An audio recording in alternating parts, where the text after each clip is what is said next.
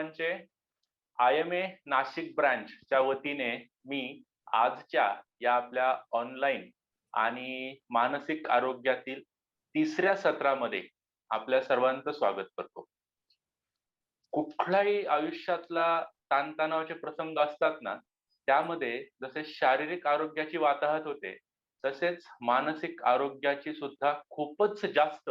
उलट स्टडीज असं सांगतात की psychological impact is much more than physical impact.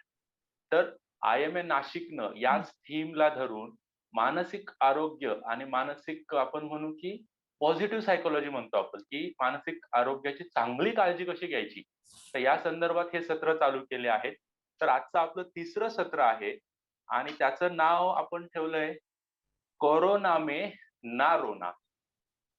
कारण झालं हो, आता जवळजवळ 13-14 महिने झाले. प्रचंड अवघड काळ प्रत्येक डॉक्टरांसाठी आणि त्यांच्या कुटुंबासाठी होता.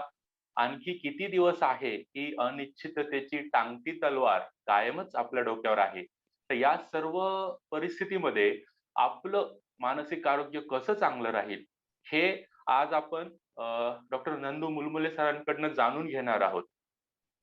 हे सुरू करण्यापूर्वी मी IMAच्या वतीने डॉक्टर उमेश नागापूरकर सरांना, जे की IMA नाशिकचे व्हाईस प्रेसिडेंट आहेत, त्यांना मी विनंती करेल त्यांनी आजचं प्रास्ताविक करावं. उमेश सर. नमस्कार.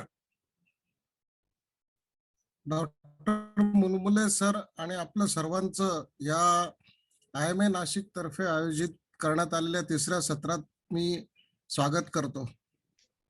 पहिले 2 सेशन्स आपले माइंडफुलनेस वरचे अतिशय उत्तमरित्या लोकांना ते आवडलेले आहेत आणि आज हा त्यातला तिसरं पुष्प आपण आज घेतो आहोत. डॉक्टर मुलमुले सरांचा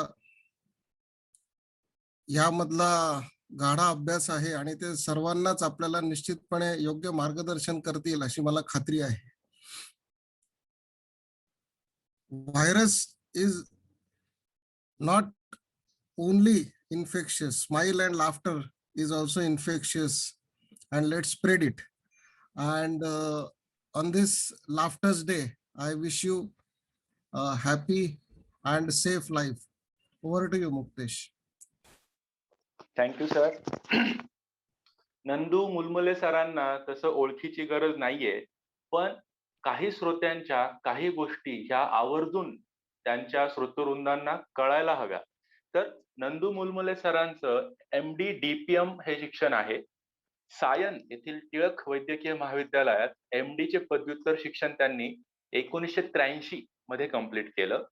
त्या काळात त्यांना मुंबई विद्यापीठाचे सुवर्ण पदक प्राप्त झालेले होते. 40 वर्ष सल्लागार व्यावसायिक म्हणून ते काम करतायत. सरांचं सुरुवातीपासूनच लेखन आणि आपण जे ऑडिओ व्हिज्युअल आता जे म्हणतो ना, सरांनी खूप आधीपासून याच्यामध्ये काम केलेलं आहे.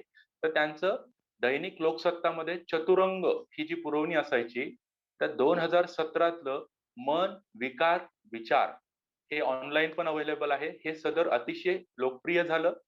तसेच महाराष्ट्र टाइम्स, लोकमत, पुण्यनगरीत यांचे सरांचे नियमित लेख असतात. दिवाळी अंकांमध्ये सुद्धा लेख असतात. ताणतणावांचे नियोजन रंजकतेने मांडणारा मनाची एक गुंती हा त्यांचा गाजलेला एकपात्री प्रयोग.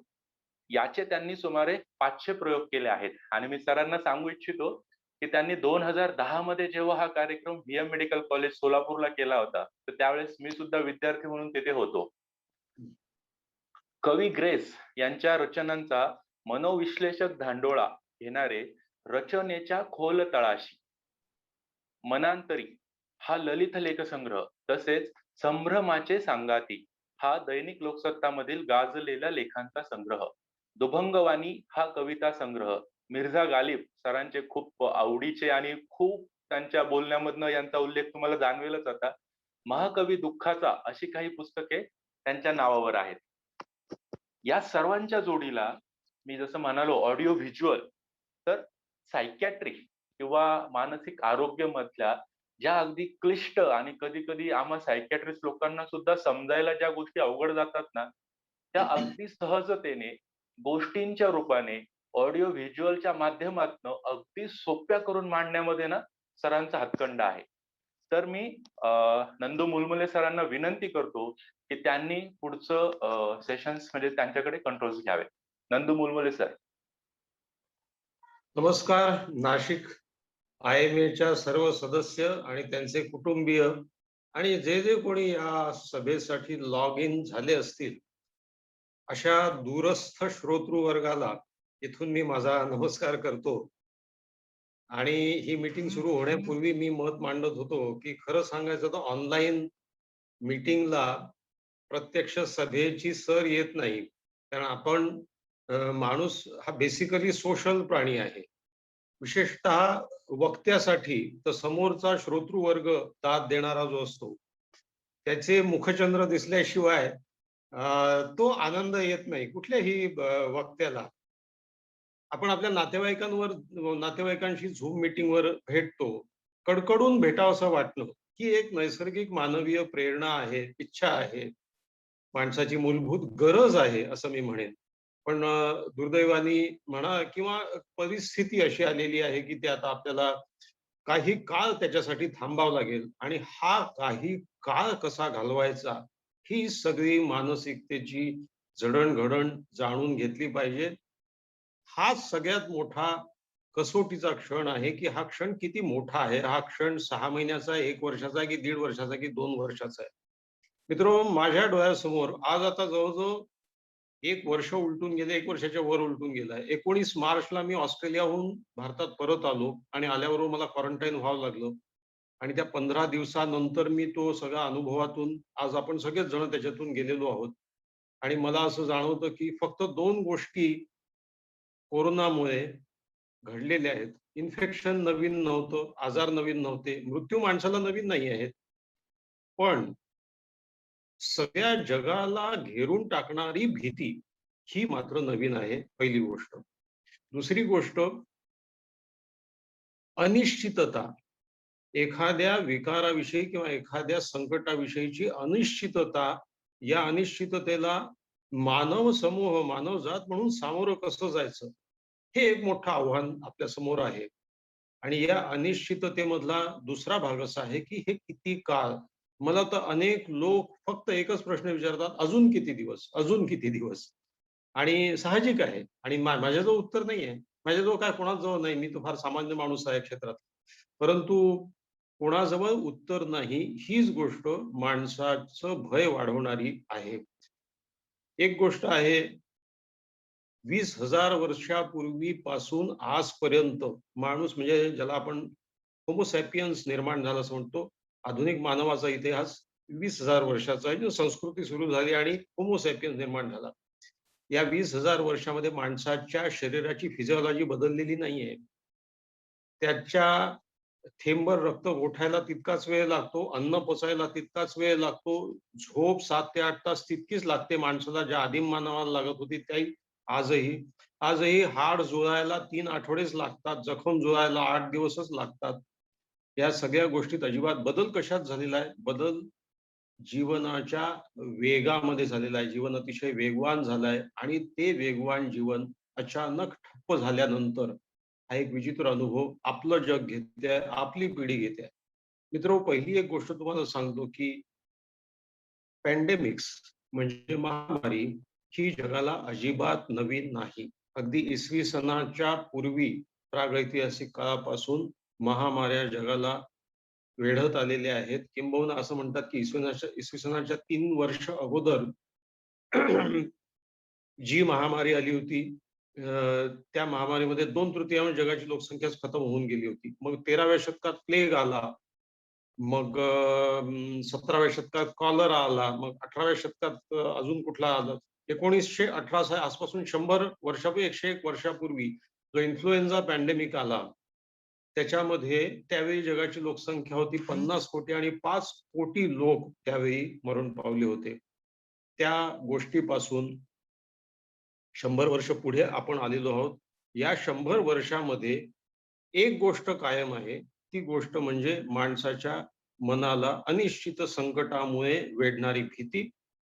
एक गोष्टीचा फरक आहे, तो म्हणजे विज्ञानाची झेप एवढी झालेली आहे की या व्हायरसचा पॅन्डेमिक झाला म्हटल्याबरोबर 15 दिवसाच्या आत शास्त्रज्ञांनी या विषाणूचं संपूर्ण DNA स्ट्रक्चर शोधून काढलं, विषाणू शोधला आणि सगळ्यात महत्वाचा एकमेव फरक म्हणजे व्हॅक्सिनेशन. एका वर्षाच्या आत लस निर्माण झाली. हा या 100 वर्षातल्या वैज्ञानिक प्रगतीचा फार मोठा टप्पा आहे. तेव्हा मागच्या आणि याच्यामध्ये फरक एकच आहे, तो म्हणजे लस. आता या सगळ्या गोष्टीबद्दल बोलून झाला, आपल्याला याची मानसिकता पाहायची आहे आणि माझ्या दृष्टीने या जगामध्ये जेवढं विषाणूचं संक्रमण झालेलं आहे त्यापेक्षा अधिक भीतीचं झालेलं आहे. मी नेहमी असं म्हणतो की विषाणू तर 6 फूट दूर उडतो. तो मायक्रो ड्रॉपलेट्स मध्ये असतो. ते ड्रॉपलेट तुमच्या नाकावाटे श्वासात गेले तरच त्याचं इन्फेक्शन होते. माहितीची महामारी इतकी प्रचंड झालेली आहे, चुकीच्या माहितीची आणि भयाची, की हा विषाणूसारखा हा भयाणू याला अंतराची सीमा नाहीये.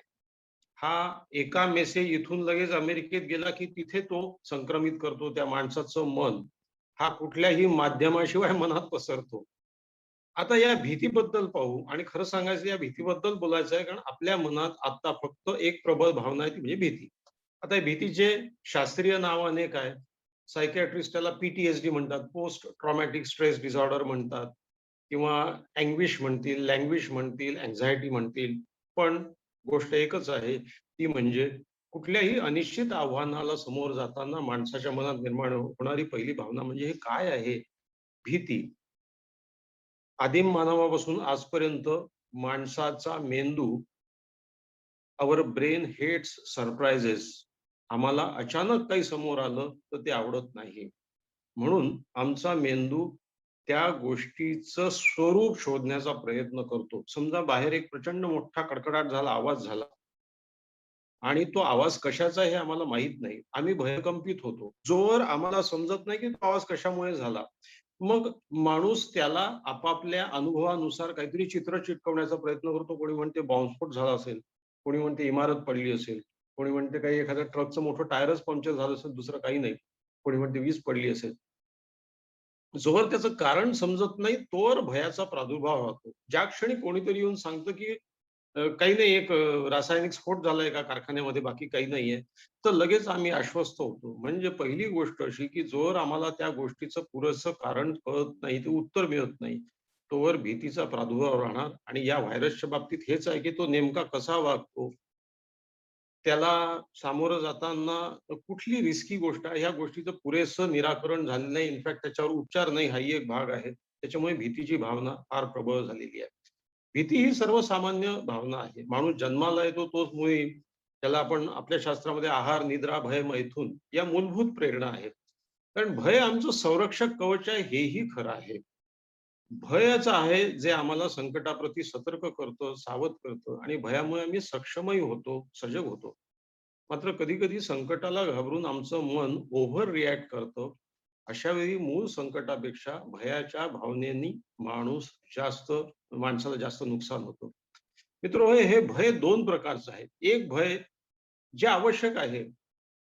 भीती ही एक संरक्षक व्यवस्था आहे. आम्ही घाबरतो म्हणूनच मास्क घालतो. आम्ही घाबरतो म्हणूनच म्हणतो, "बाबा रे नको, दूर राहा."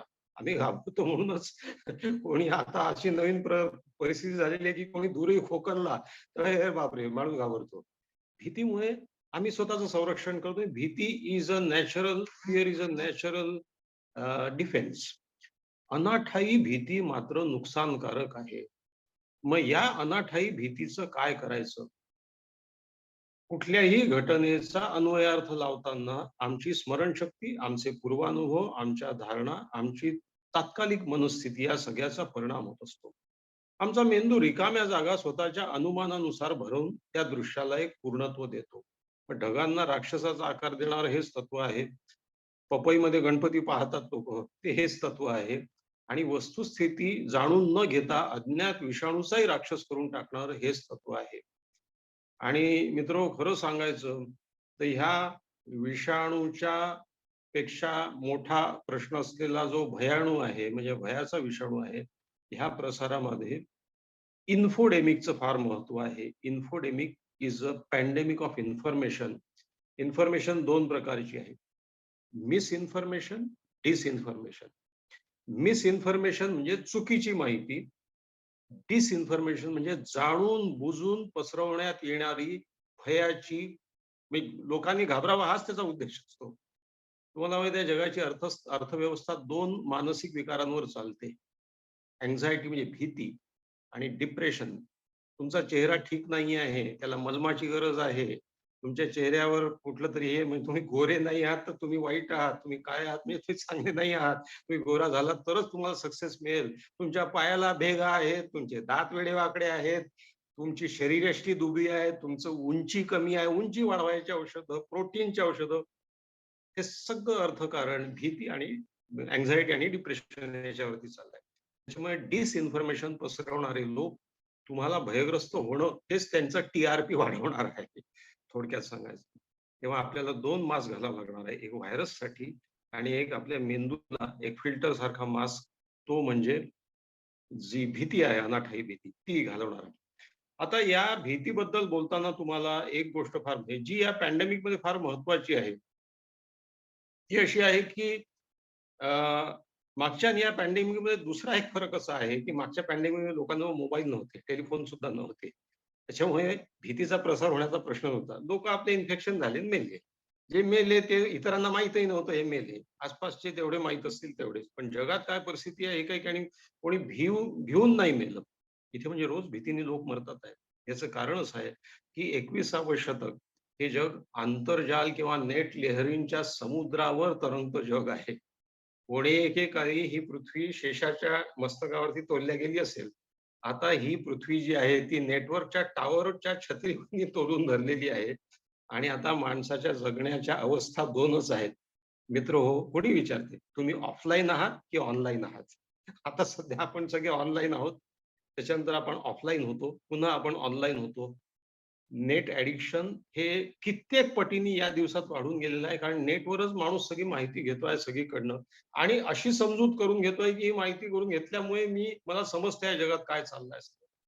पण ते कसं चुकीचं आहे हे आपण बघणार आहोत, की ग्लोबल विलेज झाला म्हणजे जगाचं खेडं झालंय, पण माणसं खेडवळ झाले आहेत ना.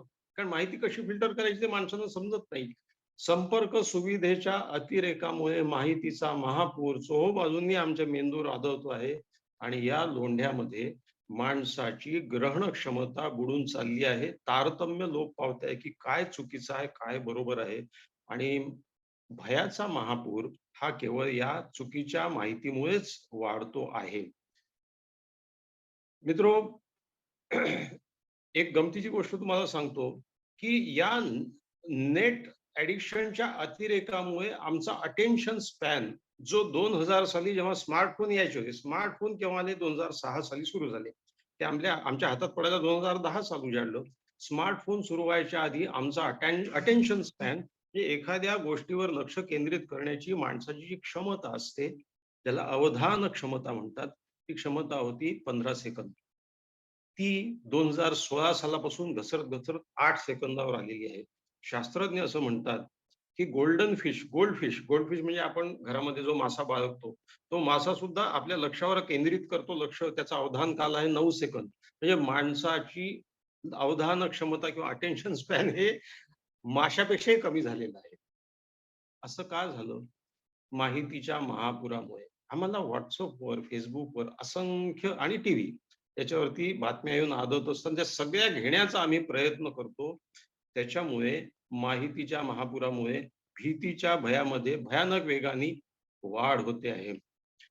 आता आणि कारणही असं आहे, की नवीन पिढी जी आहे ती या तंत्रज्ञानाच्या तरंगावर मुक्काम ठोकलेली स्मार्टफोन चलित सदैव उत्तेजना शोधणारी एक पिढी वयात आलेली आहे. समाज माध्यम हे काल्पनिक सत्य आहे. हे खरं नसते. ते मेकअप केलेल्या सत्याला वास्तव समजणारी पिढी जी आहे ती अवधान क्षमता त्यांची फक्त मेसेज, पोस्ट आणि कमेंट्सनी भरून गेलेली आहे. अवधानाला व्यवधानामुळे छेद मिळतोय. व्यवधान म्हणजे ज्याला आपण डिस्टर्ब्ड अवधान म्हणतो. तर ह्या डिस्टर्बन्सेस फार वाढल्या त्याच्यामुळे भीतीचं भय. भारतात तुम्हाला माहित असेल की 34 कोटी लोक Facebookचे ग्राहक आहेत. 46 कोटी लोक WhatsAppचे, 45 कोटी लोक YouTubeचे एवढी तर युरोपची लोकसंख्याही नाही आहे. इतके लोक व्यसनी झालेले आहेत माध्यमाचे आणि या माध्यमातून आमच्यापर्यंत फक्त भीती पोहोचते आहे. आपण सगळेच जण एका चित्त विचलित करणाऱ्या युगात राहतो आहोत. अनेक गोष्टी करण्याच्या प्रयत्नात आपला जीव सुद्धा आपण गमावतो आहोत. अनेक बातम्यांवर लक्ष ठेवणे, अनेक हे करणे. आपल्या देशात तुम्हाला माहित नसेल की 2,000 लोक दरवर्षी, आता आपण जेव्हा कोरोनाच्या मृत्यूची गोष्ट करतो, आपण हे विसरून जातो की 2,000 लोक दरवर्षी केवळ वाहन चालवताना फोनवर मोबाईलवर बोलतात म्हणून मरण पावतात ऍक्सिडेंट होऊन. 1.5 लाख, 1,35,000 लोक दरवर्षी आत्महत्या करतात भारतामध्ये. हे खूप आकडे असे आहेत की जे कोरोना समोर फार मोठे आहे, पण सध्या आमचा विषय मनी भीती जी आहे ती सगळी कोरोनामुळे झालेली आहे. मग आता या बाबतीमध्ये मला असं वाटतं की सगळ्यात महत्वाचा भाग असा आहे की पहिली गोष्ट अशी आहे, तुम्हाला जर भीती कमी करायची असेल तर काय केलं पाहिजे? माहितीचा महापूर अडवला पाहिजे. भोवताली ज्या घटना घडत आहेत, मी तुम्हाला एक गोष्ट सांगतो, की अ, भोवतालच्या घटनांना अ, आम्ही कशा पद्धतीने एक कॉमन फॅक्टर असा आहे, की जेव्हा संकट समोर येतो, तेव्हा माणसाच्या सगळ्यांना माहीत आहे, की माणसाचे 3 रिएक्शन असतात, फाईट, फ्लाइट और फ्रीज.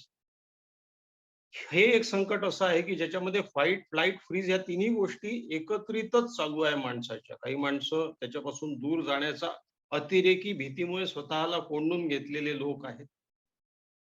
फाईट, ज्या विषाणूविरुद्ध आमची लढण्याची क्षमता किती आहे हे न लक्षात घेता आणि त्याच्यापासून बचाव करणं जरुरी आहे हे समजून न घेता बेदरकार वागणारे लोक आहेत. कुठल्याही संकटानंतर 2 रिएक्शन येतात. एक तर लोक अतिरेकी भीतीने स्वतःला कोंडून घेतात किंवा अतिरेकी दुस्साहस, काय होते, काही नाही होत. ही सुद्धा एक रिएक्शन आहे. अँक्झायटी कमी करण्यासाठी. काही नाही होत, पाहून घेऊ. बेदरकार दुस्साहस, मास्क घातल्याशिवाय गर्दीत घुसणे, जाणे, फिरणे, हे करणे. हे त्या अँक्झायटीवर डिफेन्सच आहे. तो भीती कमी करण्याचा प्रयत्न करतोय.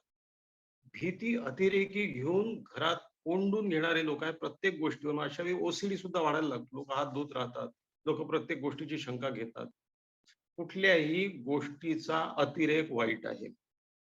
उपनिषदात एक छान गोष्ट आहे. एक छोटीशी गोष्ट सांगतो तुम्हाला, की समतोल काय महत्वाचा आहे.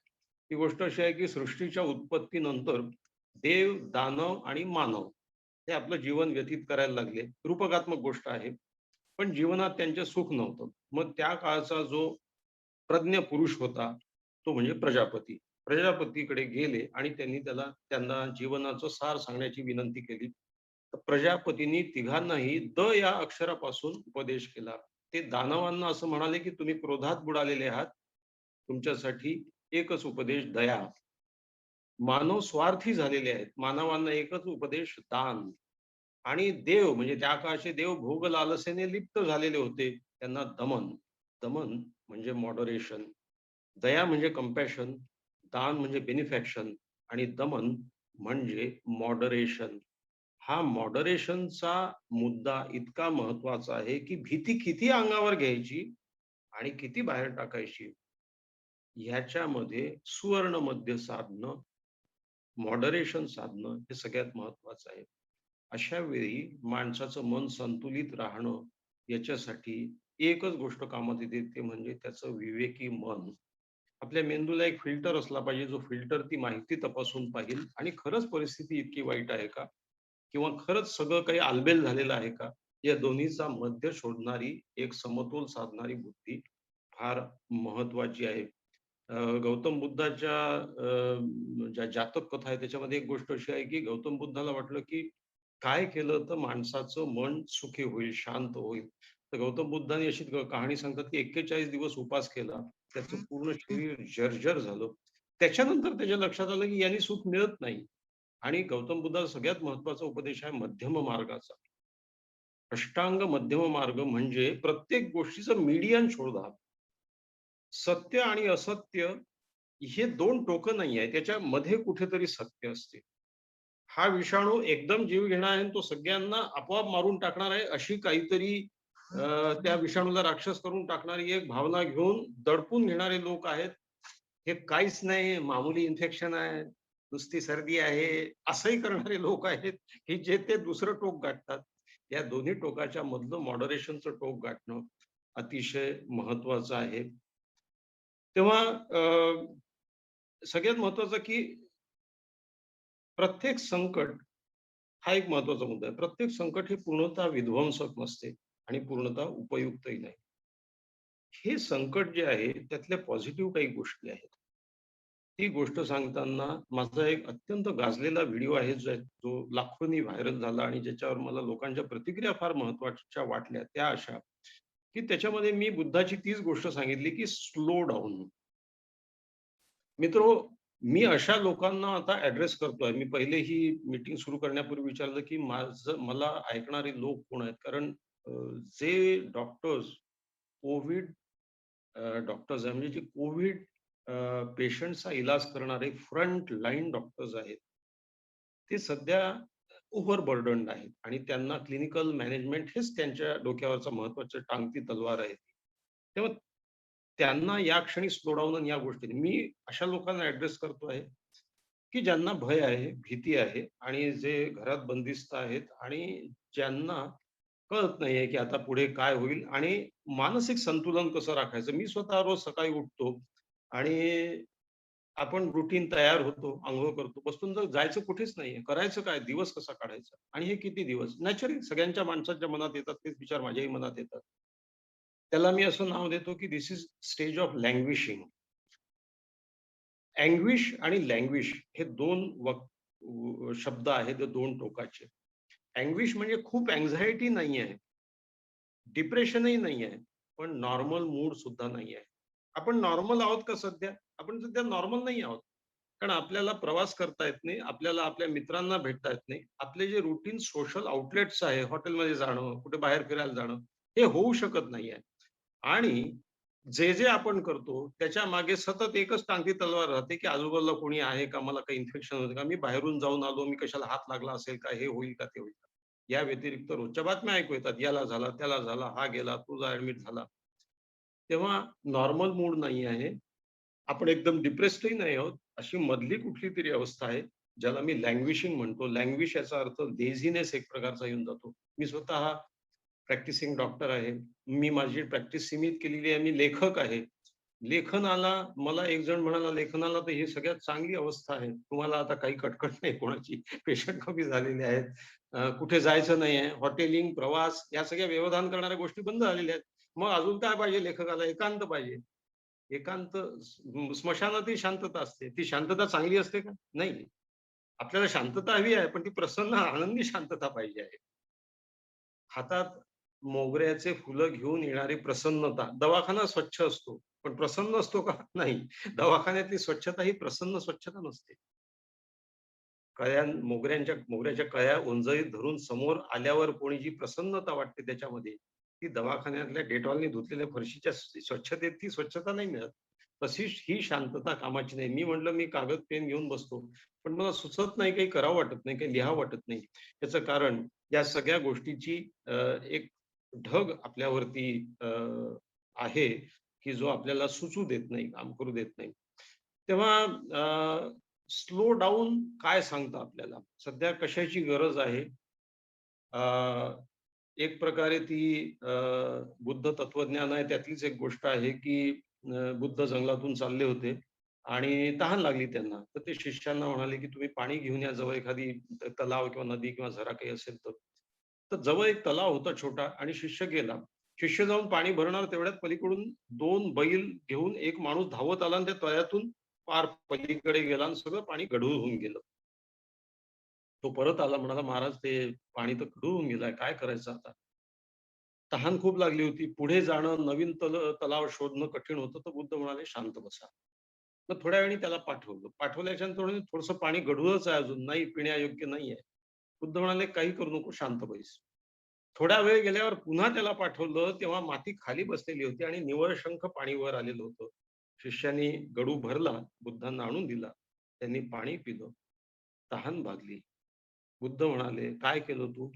"काहीही केलं नाही." कधी-कधी काहीही न करणं हेच करणं असते. गीतेमध्ये अकर्म दिलेलं आहे. अकर्म म्हणजे कर्म करायचं नाही असं नाही आहे. काहीही न करणं हेही कर्मच आहे. एक प्रकारे सध्या ही परिस्थिती कोणी म्हणेल, की तत्वज्ञान सांगण्याची ही वेळ आहे का? हो. जगातले सगळ्यात मोठे तत्वज्ञ मानव जातीवर प्रचंड संकट आलेले असतानाच झालेले आहेत आणि तत्वज्ञान शेवटी माणसाचं तत्वज्ञानामध्ये ज्ञान आहे. मित्रो, ज्ञानाच्या 4 अवस्था. आता हे जे माहितीचा महापूर WhatsAppद्वारे येणाऱ्या माहितीचं जे सगळं आहे, आपल्याकडे पेशंट येतात, Googleवर मी वाचलाय त्या गोळीने असे साइड इफेक्ट होतात.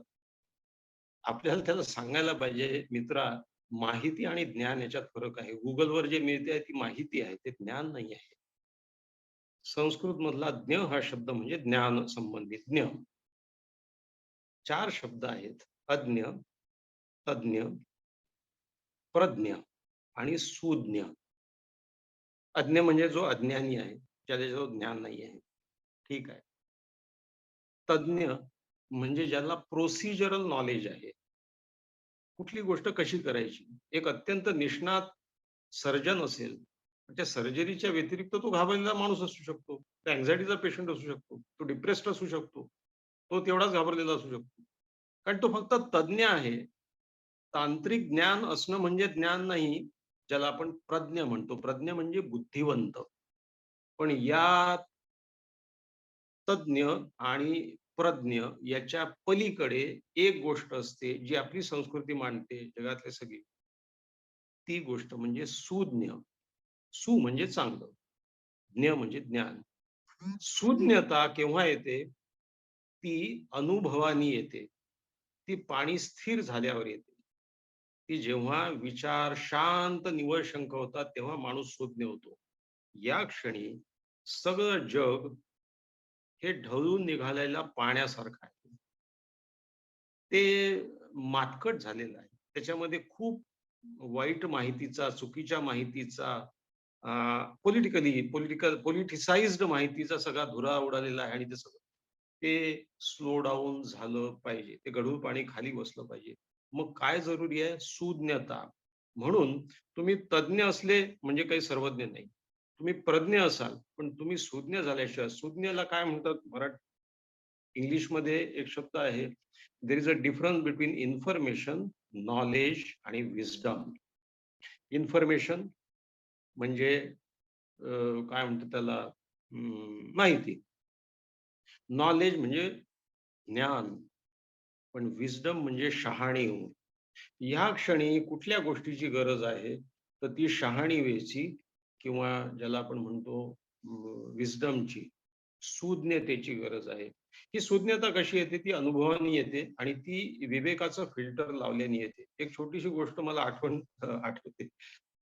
डॉक्टरांच्या आयुष्यात ही फार महत्वाची आहे, की मी स्टुडंट होतो सायन हॉस्पिटलला आणि माझे सर डॉक्टर वसंत मुंद्रा समोर बसलेले होते आणि एक पेशंट आला आणि त्याच्या EEG मध्ये काही चेंजेस होते. त्याला मी खोदून विचारलं पेशंटला, की "तुला कधी फिट आली होती का?" तो म्हणे, "काय आठवत नाही, पण आली असेल एखाद्या वेळेस. मलाही काही." "तुझ्या घरी कोणाला आहे का?" "असेल," म्हणे, "आईला होती असं म्हणतात," वगैरे असं काहीतरी बोलला तो. बोलल्याच्या नंतर ते जे EEG चेंजेस होते, ते एपिलेप्सीचे चेंजेस होते. आणि तो आला होता काही डिप्रेशन वगैरे अशा तक्रारींनी. तर मी सरांना असं म्हणालो, की "मी हे लिहिलेलं आहे अँटी एपिलेप्टिक, कारण त्याच्या EEG मध्ये हे चेंजेस आहेत." तर सरांनी माझे कागद बाजूला टाकले आणि ते म्हणाले Mulmule, "are you treating the patient or you are treating the investigation?" तज्ञ आणि सुज्ञ याच्यातला हा फरक आहे. तज्ञ काय म्हणेल, टेक्निकली त्याला एपिलेप्टिक चेंजेस आहे आणि त्याला अँटी एपिलेप्टिक दिलं पाहिजे. सुज्ञ माणूस कसा विचार करतो? त्याला लक्षणं नाही आहेत. तो वर्किंग माणूस आहे. त्याला ह्या गोळ्या परवडतील का? त्याला गरज आहे का? त्याला फ्रँक एपिलेप्टिक अटॅक आलेला आहे का? नाही आलेला आहे. तो आपल्यापाशी केव्हा येऊ शकतो का? हो, येऊ शकतो. तो टेबल वर्क करतो ना, म्हणजे त्याला फिट आली, त्याच्या जीवाला धोका होणार नाही. या सगळ्या गोष्टी लक्षात ठेवून जो निर्णय घेतो, त्याला सुज्ञतेचा निर्णय म्हणतो, त्याला शहाणीव म्हणतो, त्याला विस्डम म्हणतो. ही विस्डम आपल्या जागवण्याची गरज आहे. विस्डम कशी आहे, की हा काळ कठीण आहे. ठीक आहे. आता अनेक गोष्टींची भारतातलं जीवन फार ढवळून निघालेलं आहे. रोज बातम्या आढळतात आपल्यावर. मित्रो, तुम्हाला एक गोष्ट मी सांगतो, की माहिती तंत्रज्ञानाचं हे युग आहे आणि ही माहिती बव्हंशी मिसइन्फॉर्मेशन आणि डिसइन्फॉर्मेशन आपल्याला एक फार मोठ्या फिल्टरची गरज आहे, की ही मिस आणि डिसइन्फॉर्मेशन फिल्टर करून मेंदूपर्यंत पोहोचवायची. तुम्ही जर प्रत्येक गोष्टीला फेस व्हॅल्यूने घ्याल, तर तुम्ही स्थिर चित्ताने नाही राहू शकणार. कुठलीही बातमी आली तर मी प्रयत्न करतो, की त्याचा सोर्स शोधावा. आणि तुम्हाला सांगतो, लोक इतके वाईट झालेले आहेत, की WHO लोगो मागे लावतात आणि काहीही बातमी ठोकून देतात. WHOने जाहीर केली. आता राष्ट्रगीतांची स्पर्धा झाली आणि त्याच्यात भारताचं राष्ट्रगीत पहिलं आलं. ही ही पोस्ट इतकी व्हायरल कोणी करावी ती? डॉक्टरांच्या ग्रुपमध्ये सुद्धा व्हायरल होते. मी म्हटलं, "अरे, जनाची नाही तर मनाची तरी लाज बाळगा, अशी कुठे स्पर्धा झाली आहे का? हे कसली इन्फॉर्मेशन तुम्ही पुढे पाठवता?" हे फॉरवर्डिंग करणारं जग झालेलं आहे. करू नका ते फॉरवर्ड. त्या सोर्सची माहिती तपासा. कुठलेही तक्ते देतात आणि हे सगळे बनवणारी एक यंत्रणा आहे.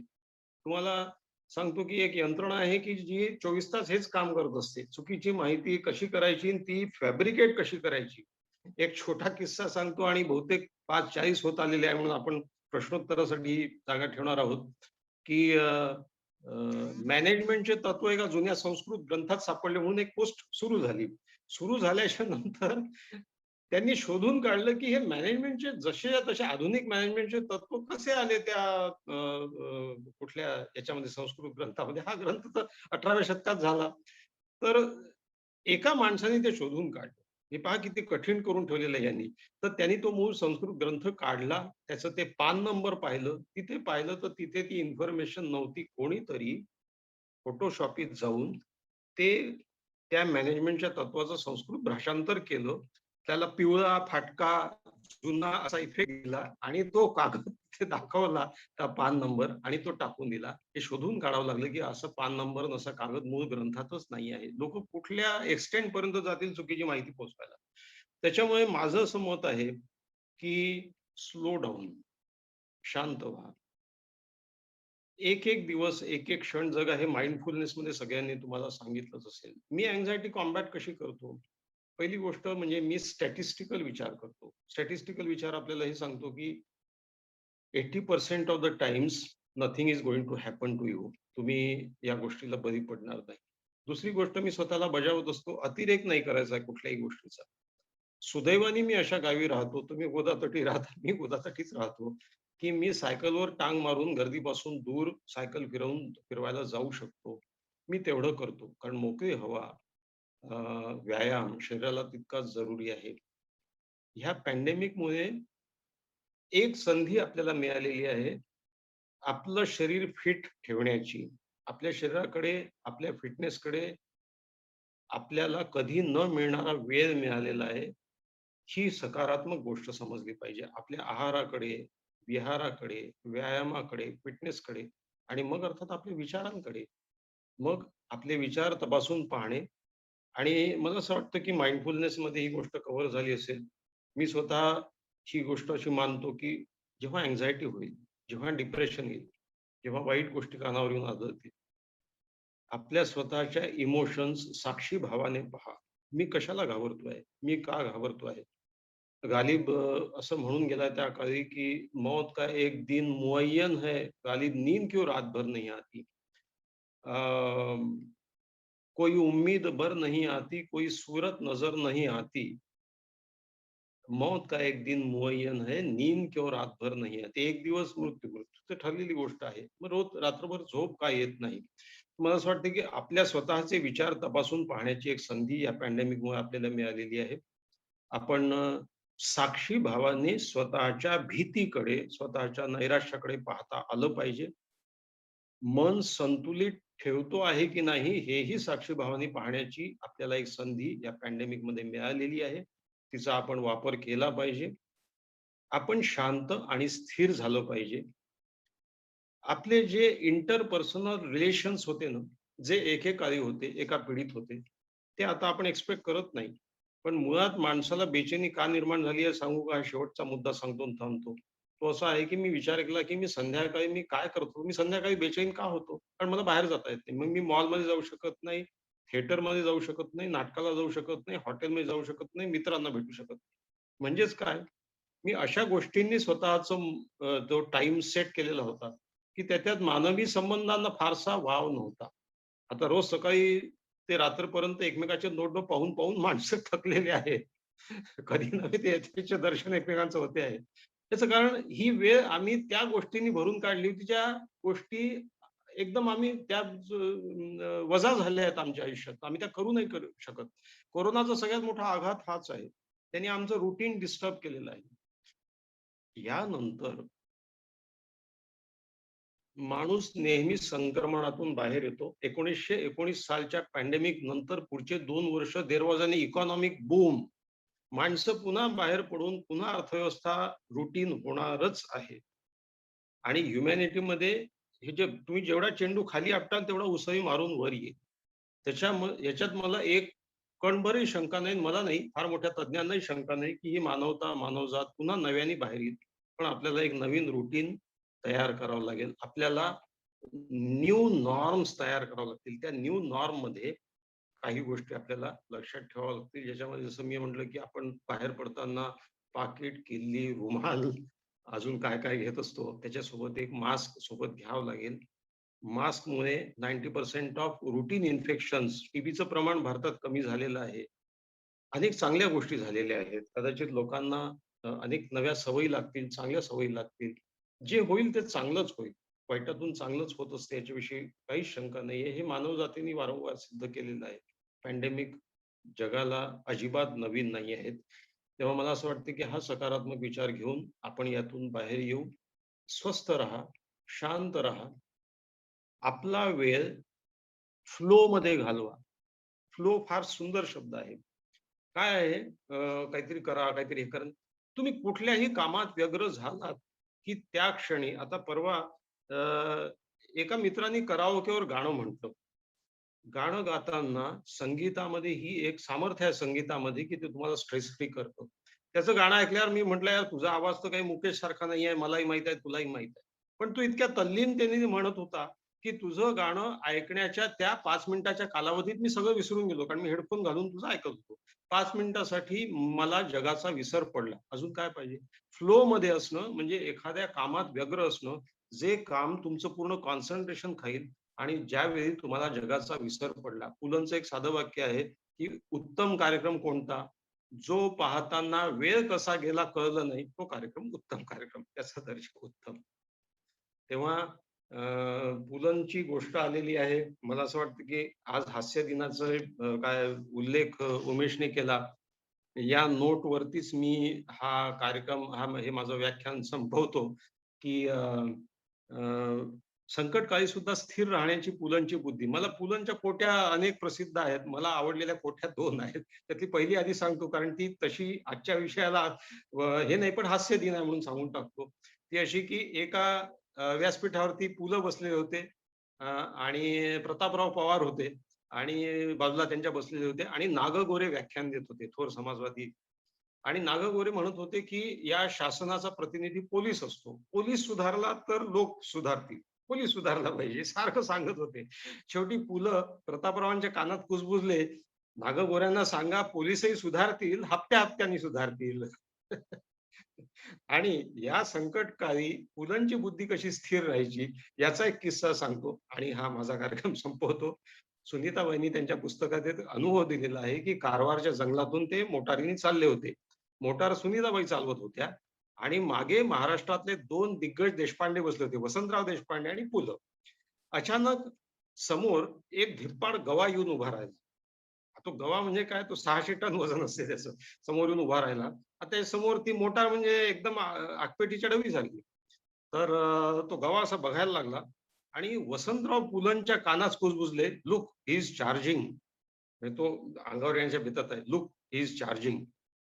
पु ल लगेच सुनीताबाईंच्या कानात कुजबुजले, त्या गव्याला कळू नये म्हणून हा इंग्रजीत बोलतो आहे. तेव्हा संकटकाळी सुद्धा पुलंची बुद्धी स्थिर राहील.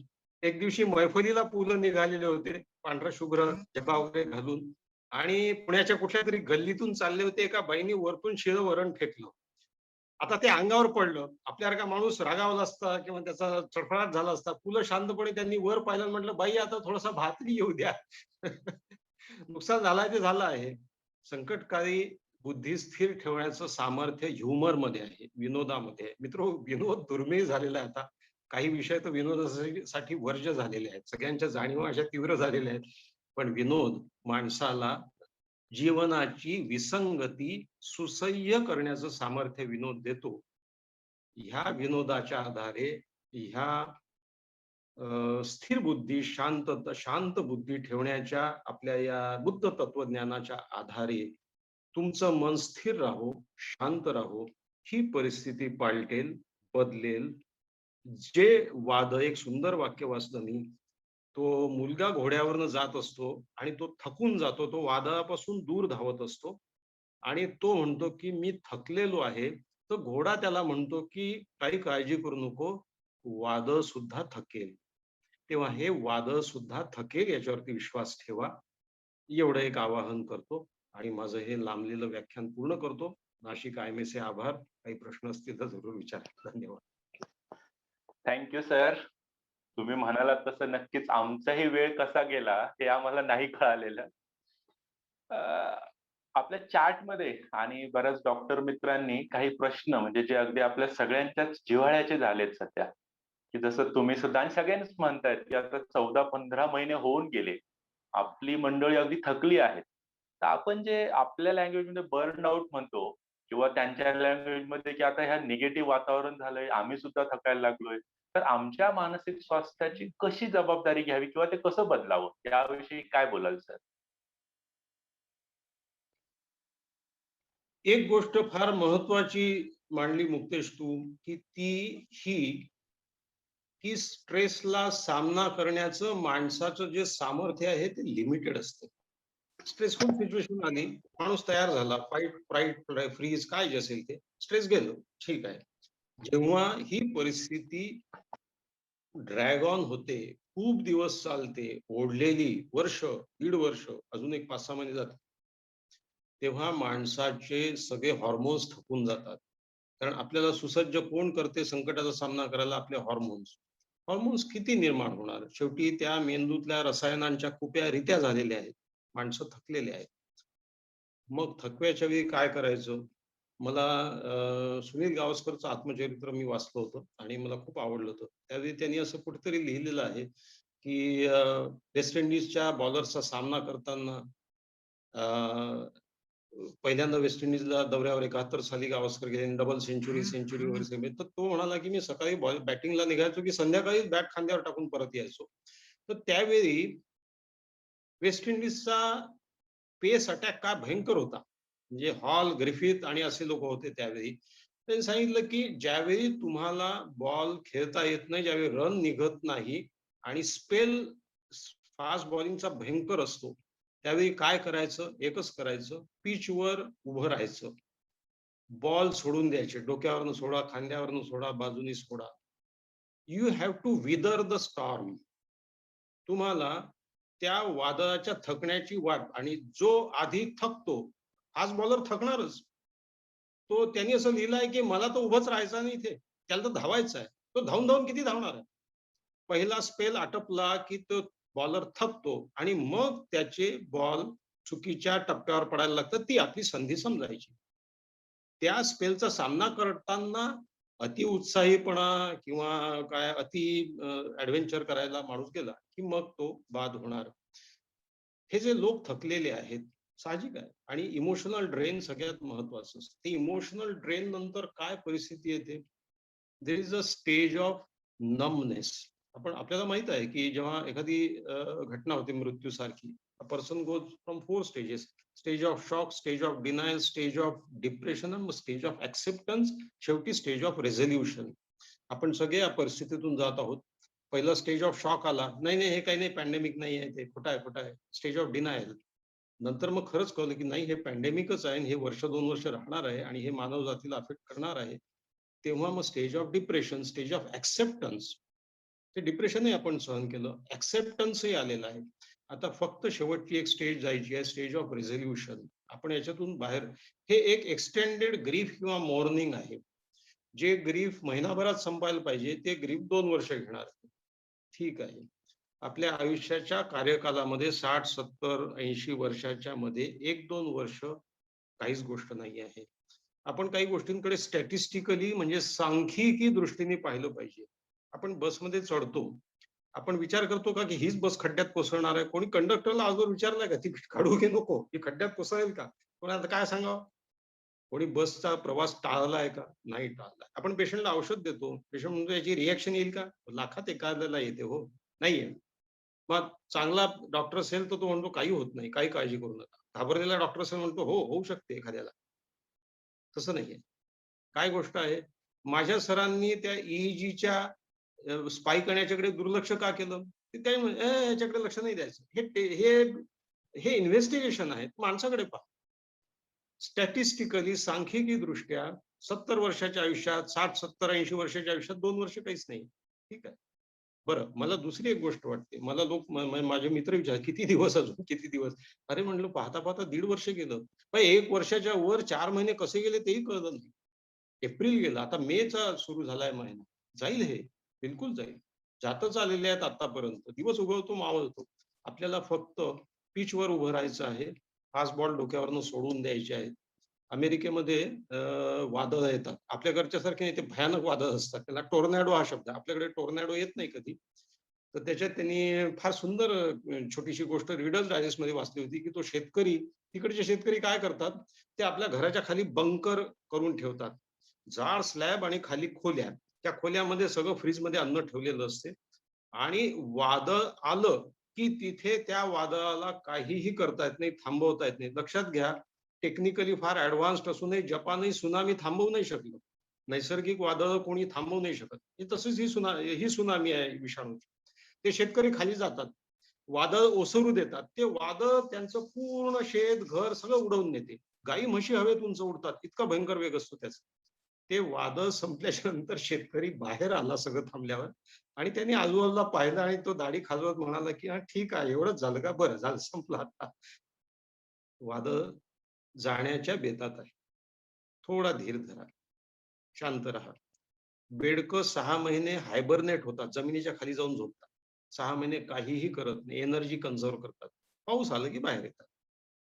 आपल्याला निसर्गापासून शिकावं लागेल. असं.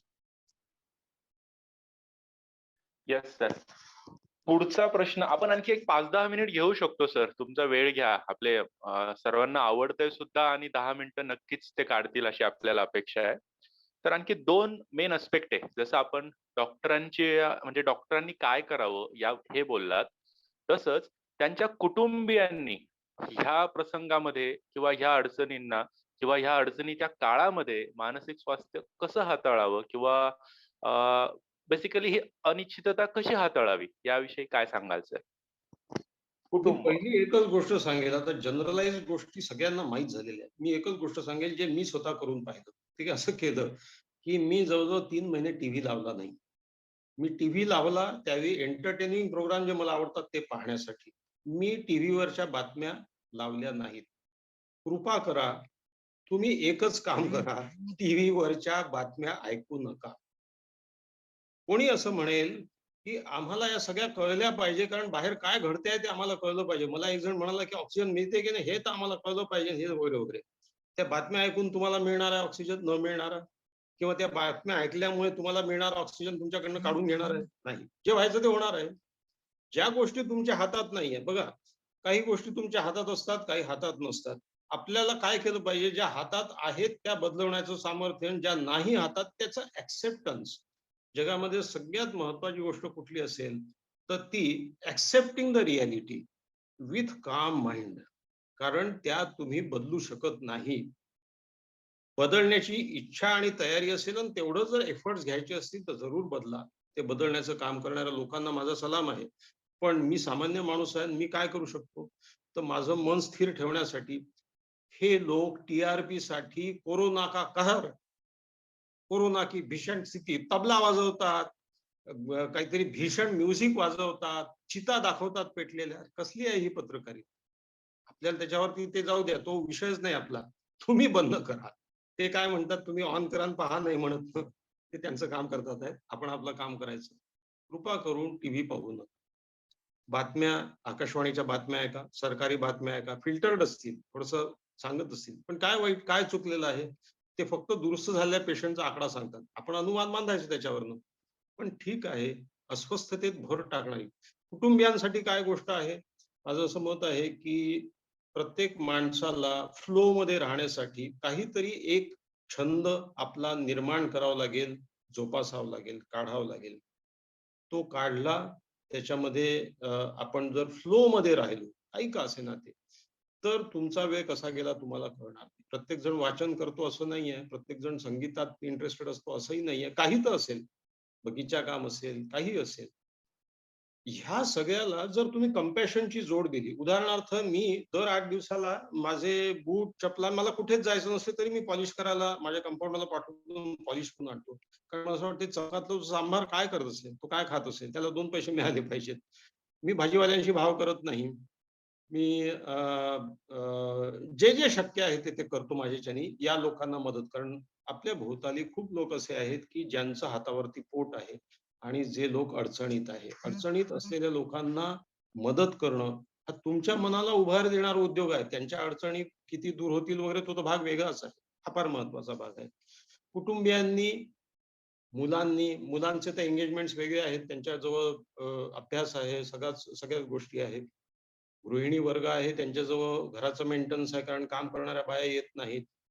त्याच्यामुळे अनेक लोक पाककला निपुण झालेले आहेत. चांगला इफेक्ट आहे. कमीत कमी लोकांना हे कळलेलं आहे, की घरची कामं किती वेळ घेतात. आणि खरंच सांगतो, नुसतं घर मेंटेन करायचं तर दिवस जातो. अशी काही गोष्टी आहेत.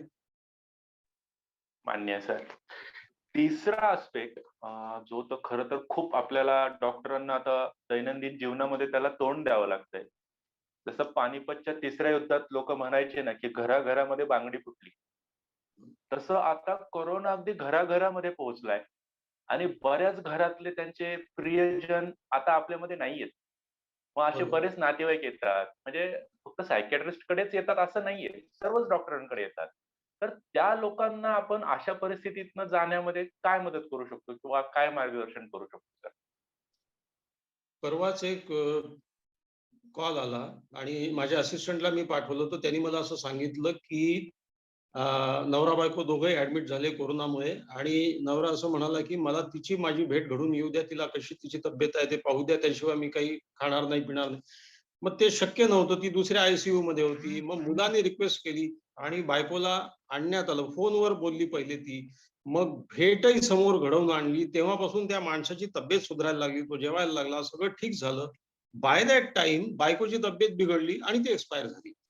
आता एक्सपायर झाल्यानंतर ही गोष्ट आईला वडिलांना कशी सांगायची? आता तो माणूस डिस्चार्ज करायच्या परिस्थितीत आलेला आहे. मुलगा असं म्हणतो, की मी बाबांना घरी नेल्यावर जर असं सांगितलं, की आपली आई गेलेली आहे, तर त्यांची काय रिएक्शन होईल? हे सत्य परिस्थिती आहे. ही गोष्ट खरी आहे. अशा ट्रॅजेडीज भोवताली होत आहेत आणि तू म्हणतो ते फार महत्वाचं आहे, की शेवटी हे रिअल लाईफ सिच्युएशन्स आहेत. हे काही इमॅजिनेटिव्ह फिअर किंवा अँक्झायटी नाही आहे. ह्या वेळी आपण काय केलं पाहिजे? आपण तेच केलं पाहिजे, जे सुज्ञता मी जसं म्हटलं, की आपल्या ज्ञानाला विस्डमची जोड दिली पाहिजे. काय करता येईल? शेवटी ही परिस्थिती आहे.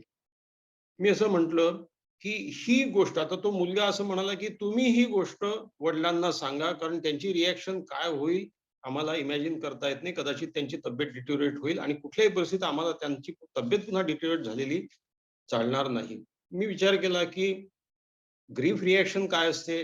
Stage of shock, stage of denial. त्याच्यानंतर स्टेज ऑफ डिप्रेशनही येईल, पण एक्सेप्टन्स, रेझोल्यूशन येणारच. ह्या स्टेज राहणार, दुसरं काय होणार आहे?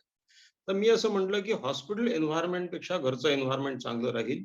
या एन्व्हायर्नमेंटमध्ये त्या माणसाला इतर सपोर्टिव्ह नातेवाईक जर भोवताली असले, मग ते व्हिडिओ कॉलच्या रूपाने असो किंवा प्रत्यक्ष जर येऊ शकले तर उत्तम. त्यांच्या सोबत ज्यांचा हात पाठीवर राहिला तर त्याला बरं वाटेल. ज्यांच्या कुशीत शिरून त्याला रडावं वाटेल आणि रडण्यात कम्फर्ट मिळेल. कारण शेवटी कॅथार्सिस झालं पाहिजे, इमोशन बाहेर आल्या पाहिजेत. अशा ॲटमॉस्फिअरमध्ये ही गोष्ट ग्रेडेड पद्धतीने सांगितली पाहिजे, की तुम्ही एक ग्राउंड तयार करा, की असं झालेलं आहे, असं होऊ शकतं आणि सीरियस आहे. डॉक्टर प्रयत्न करतात आहेत आणि मग ही गोष्ट शेवटी सांगावंच लागेल. अशा परिस्थितीतून लोक जात आहेत. रिअल लाईफ सिच्युएशन्स आहेत. You have to face them. You have to face the reality. असं कुठलीच जादू नाही आहे जगामध्ये, की वाह! वाह! छान, छान. गेली का ती? काही हरकत नाही, चालत राहते. असं नाही म्हणणार तो. तो त्या स्टेजमधनं जाणारच. He has to, you have to suffer. Victor फ्रँकलचं पुस्तक अनेकांनी वाचलं असेल, मॅन सर्च फॉर मिनिंग. तो माणूस, आम्ही तर घरी बसलो कम्फर्टेबली, तो माणूस 4 वर्ष, he was a neuro psychiatrist from Austria, Jew होता, हिटलरनी पकडलं, 4 वर्ष छळ छावणीत ठेवलं. 4 वर्षात तो माणूस असं म्हणाला की मी का सर्व्हाइव्ह झालो, कारण मला आयुष्यात एक अर्थ सापडला की मी इथून सुटणार आहे आणि मी माझं हे पुस्तक लिहिणार आहे. त्याला एक शास्त्रज्ञ भेटला जो छळाला कंटाळलेला होता आणि तो म्हणाला मला जीव द्यायचा, आता मी नाही जेवणार आणि मी जीव देणार. तर तो म्हणाला की असं नको करू, तू काय करत होता पकडण्याच्या पूर्वी? तर तो म्हणाला मी रिसर्च करत होतो. तर तो म्हणाला ह्या रिसर्च मी पूर्ण करून अमेरिकेतल्या विद्यापीठात प्रेझेंट करणार, हे स्वप्न डोळ्यासमोर ठेव आणि तू ह्या स्वप्नासाठी जग, तू जगशीलच. तो माणूस जगला, तो शास्त्रज्ञ झाला पुढे. आवर suffering is a tribute to the departed people. We are suffering, so it is a tribute of on our part to the departed near and dear ones. याची जाणीव करून, एक माणूस बायको गेली म्हणून वेडापिसा झाला होता. विक्टर फ्रँकलने त्याला सांगितले की तू जी अँग्विश, जे प्रचंड वेदना सहन करतोय, ही तुझी त्या पत्नीविषयीच्या प्रेमाची पावती आहे, ती तू अदा केलेली आहेस. हे तुझ्या जीवनाचं साफल्य आहे, सार्थक आहे असा विचार कर. थोडं तात्विक गोष्टी आहे, पण या सिच्युएशन मध्ये तुम्हाला तत्वज्ञानाचे आधार घ्यावाच लागेल. नक्कीच सर. तिसरा शेवटचा आपण किंवा प्रश्न घेऊया. पुढची पिढी, आपण जे लहान मुलं म्हणूया, जे आपल्याला पाहते आहे, त्यांच्या मनाविरुद्ध बऱ्याच गोष्टी त्यांच्यावर आपल्याला लादाव्या लागतात. तर त्यांना कसं सांभाळायचं, कसं हाताळायचं, किंवा या अडचणीच्या काळामध्ये सुद्धा त्यांचं मानसिक आरोग्य कसं हाताळायचं म्हणूया आपण, याविषयी काय बोलाल सर? मुलं ऐकून जेवढं शिकत नाही, उपदेशाने तेवढं पाहून शिकतात. 70% ऑफ लर्निंग इज व्हिज्युअल. जे तंबाखू खाणं चूक आहे, तंबाखू खाऊ नको, हे तंबाखू चोळतच बाप सांगतो, तेव्हा मुलगा काय समजायचं ते समजून घेतो. तेव्हा लर्निंग इज व्हिज्युअल आणि parents are childrens first and best role models. म्हणून मी नेहमी सांगतो, जेव्हा वैवाहिक ताणतणावाचे येतात माझ्याकडे, की तुम्ही भांडायचं आहे ना, तुमचे मुद्दे आहे ना भांडणाचे, मुलांसमोर भांडू नका. जर मुलांसमोर भांडायचं असेल तर ते भांडण मुलांसाठी एक प्रयोग होऊ द्या की ज्याच्यामध्ये एकमेकाचे मतभेद कसे व्यवस्थित अॅनलाइज करता येतात आणि एक जण कसे आपले मतभेद, आपली चूक मान्य करतो, माघार घेतो, असे तरी होऊ द्या की ज्यांनी मुलं शिकतील की how to overcome differences of opinions वगैरे. तेव्हा सगळ्यात महत्वाची गोष्ट म्हणजे मुलांसमोर यू हॅव टू बिहेव मॅच्युअरली.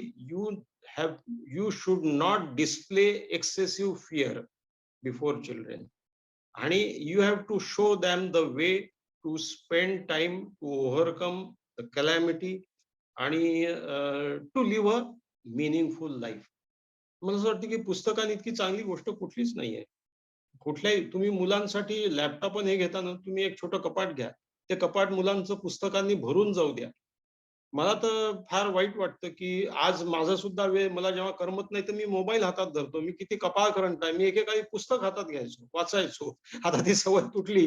रिकामा वेळ हातात मोबाईल घेतला ते चिवडायचे पुन्हा पुन्हा तेच ते आणि किती अंगठे मिळाले, किती लाईक मिळाली, याच्यातच वेळ चाललाय. नंतर मला कळतं की हे फेकून द्यावं. काय पुस्तकं ठेवा. प्रत्येक मुलांसाठी खेळणी घेता का, एक कपाट घ्या, पुस्तकं ठेवा त्याच्यात, मुलांना घेऊन बसा. तुम्हाला किती कंटाळा आला, आता तर कंटाळाची गरज नाही, वेळच कसा घालवायचा, पुस्तक घेऊन बसा. पुस्तकं तुम्हाला ज्ञान देतात. आता हे आपण कुठून शिकलो? 1918 साली काय झालं आणि 100 वर्षांतर काय होते? पुस्तकातून. लोकांनी कादंबऱ्या लिहिल्या आहेत, त्याच्यावर पुस्तकं लिहिलेली आहेत. म्हणूनच तेव्हा you become role model to children. I think that is the best way. नक्कीच सर.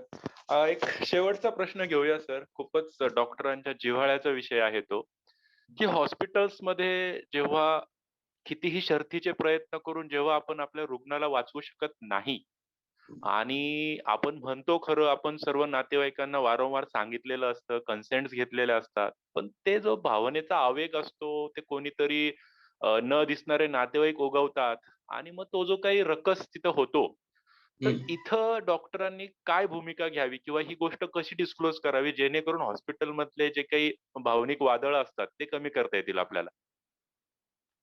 हा फार महत्वाचा प्रश्न आहे. याचं कारण असं आहे की dealing with an angry patient is an art. आपल्या पुस्तकातलं पहिलं वाक्य आहे असं, what is medicine? Medicine is an art and science to treat illness. आपल्याला सायन्स शिकवण्यात येते, आर्ट शिकवण्यात येत नाही. वैद्यकीय शास्त्र ही एक कला आहे, कारण प्रत्येक शास्त्राची एक कला असते. जसं प्रत्येक कलेत एक शास्त्र दडलेलं असते, तशी ही शास्त्राची कला आहे.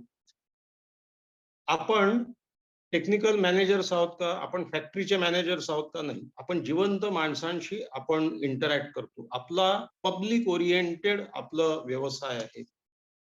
पब्लिक ओरिएंटेड व्यवसाय असा, याचा अर्थ असा की आपल्या समोर जो येणारा कस्टमर आहे, कारण आपल्याला शॉप ॲक्टमुळे आपल्याला शॉपकीपर केलाय गव्हर्नमेंटनी, तेव्हा मी त्यांना कस्टमर म्हणतो. They are emotionally charged customers. पंखा विकत घ्यायला माणूस हा असा काही बेचैन होऊन पंखा विकत घ्यायला येत नाही. त्याला म्हणत नाही हा पाहिजे का? नाही आहे. मग तो तू दुसऱ्या दुकानात जातो. पण तुमच्याकडे येणारा माणूस हा इमोशनली चार्ज्ड कस्टमर आहे. We must remember that.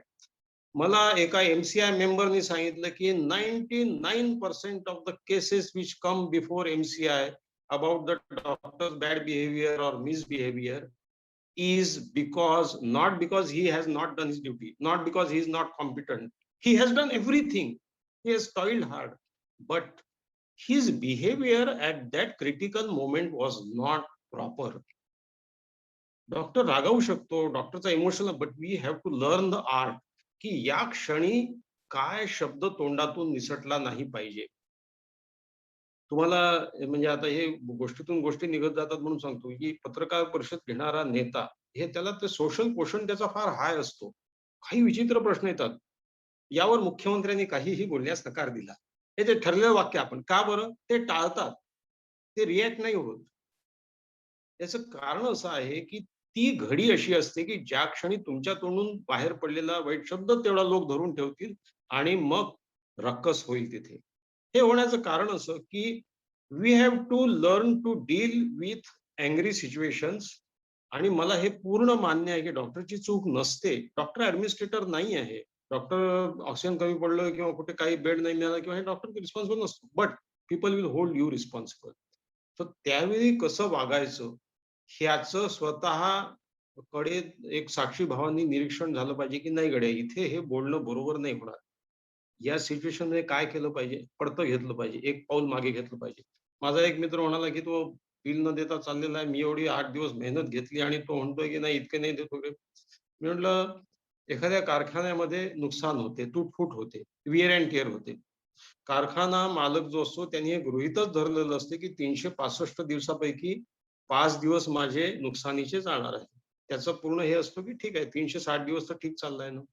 आपल्या दवाखान्यातलं हे विअर अँड टिअर आहे. वर्षभरातून किती वेळा असा प्रसंग येतो की पेशंट तुला बिल पुरेसं देत नाही किंवा तुझा हक्क आहे हे सगळं मान्य आहे. तो म्हणाला मग पैसे सोडून द्यायचे, मग त्यांनी चुकीचा मेसेज जाईल. मी म्हणालो की भांडणं झाले आणि तिथे अगली सीन झाला तर अजून चुकीचा मेसेज जाईल तुझ्या हॉस्पिटलबद्दल. Come to terms with life that once in a while somebody is going to behave unjustly to you, but still you have to take a step backward. That is strategic retreat. Strategic retreat घेणारा माणूस युद्ध जिंकतो. सदैव समोर जाऊन त्याला टक्कर घेणारा संकटाला जिंकत नाही.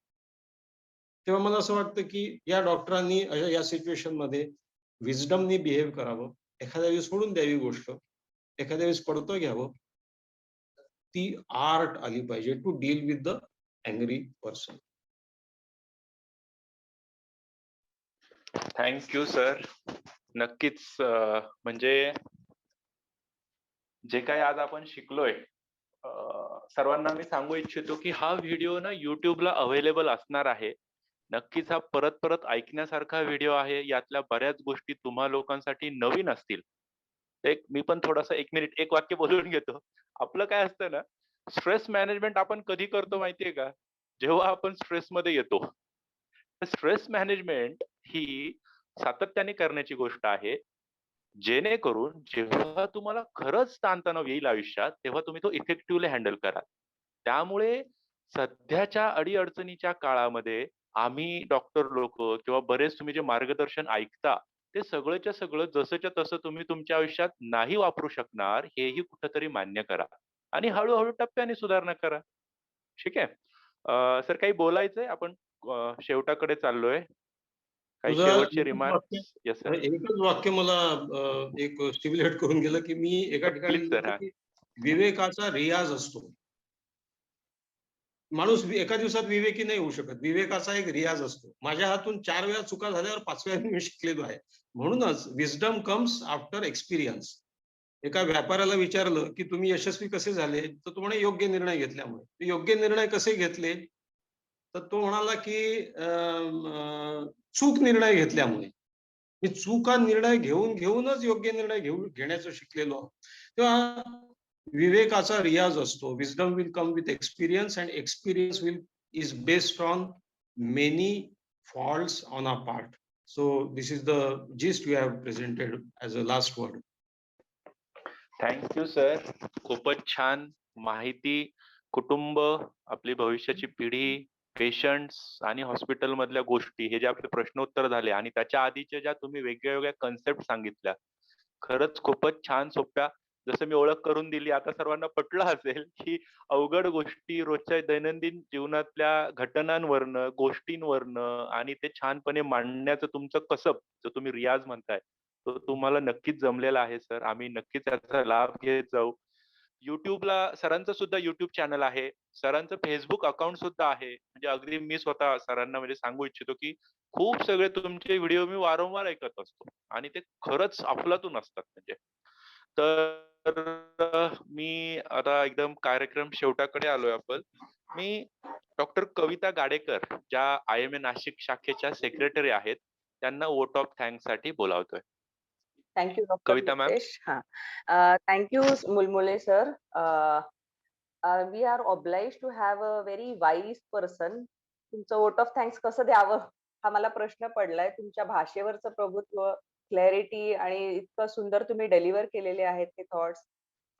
ते प्रचंड इन्स्पायरिंग लेक्चर होतं. You gave us all the pearls of wisdom, especially in this testing times. We are thankful to you to take out time and deliver this lecture to all our members of Nasik IMA. I am thankful also to Dr. Muktesh Daun, who also conducted the session very smoothly. आणि चांगले प्रश्न होते ते पण त्याचंही शंका निरसन केलेलं आहे. त्याचबरोबर आपले डॉक्टर हेमंत सोनानी प्रेसिडेंट आणि आपले सगळे टीम मेंबर्स आणि आपले व्हाईस प्रेसिडेंट डॉक्टर नागापूरकर सर ह्यांचंही मी धन्यवाद मानते. आपण सगळे जे प्रेक्षक आहेत त्यांनी भाग घेतलेला आहे. आपल्याकडे ऑलमोस्ट आज 170 पार्टिसिपेंट्स होते throughout the session, which is a very good response. आणि हा व्हिडिओ आपण युट्यूबवर टाकणारच आहोत. आपले प्रत्येक झूम मीट, आपले फेसबुक लाईव्ह हे सगळे आपले युट्यूबवर असणारच आहेत. आणि thank you all for joining us on this zoom platform. Thank you sir once again. We can close the session. Yeah, thank you. Bye. Thank you.